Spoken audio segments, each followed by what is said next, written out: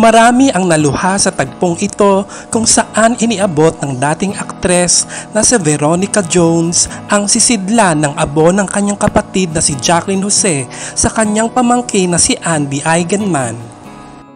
Kung noon kasi pag nagkikita ang mag-inang Jacqueline at Andy ay nagyayakapan sila, ngayon ay di na uli mangyayari yun. Kinuha ni Andy ang abo ng kanyang ina upang ilagay sa pinakaaltar na napapalibutan ng mga puting bulaklak habang inaalalayan siya ng kapatid sa ama na si Gabby Eigenman.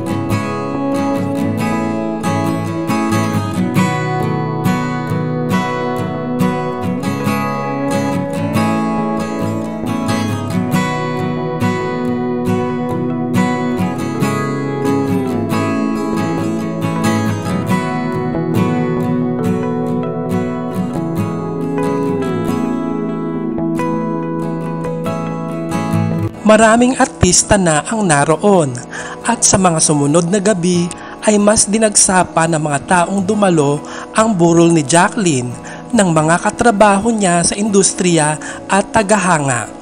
Patunay ng pagmamahal at magagandang pakikisamang naiambag niya noong nabubuhay pa siya.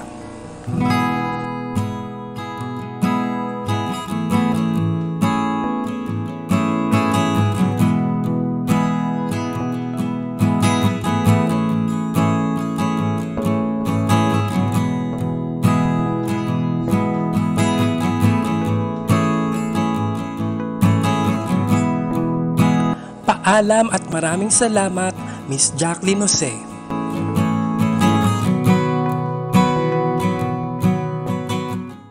Samantala, bilang selebrasyon ng unang anibersaryo ng pagtatanghal ng CCP Cine Icons, ipapalabas ang pelikula ng superstar at national artist na si Nora Honor na The Floor Contemplation Story.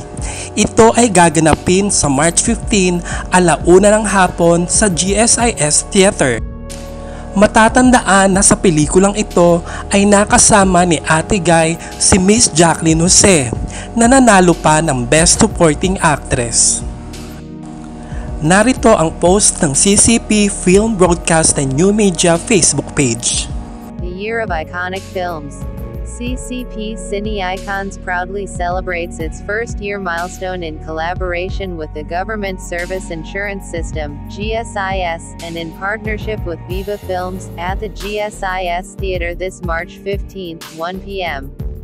Join us for a film screening featuring the cinematic classic, The Floor Contemplation Story, directed by Joel Lamongan, with a screenplay by national artist Ricky Lee and Bonifacio Iligan, starring national artist Nora Honor. This will be followed with a special talkback session. This is a free admission event and open to the public.